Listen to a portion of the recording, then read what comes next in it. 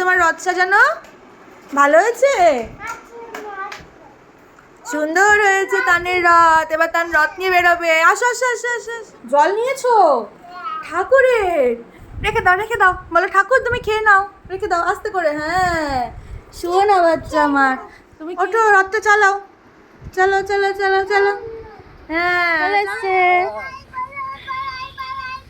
পালাই পালাই করো, চলো চলো চলো।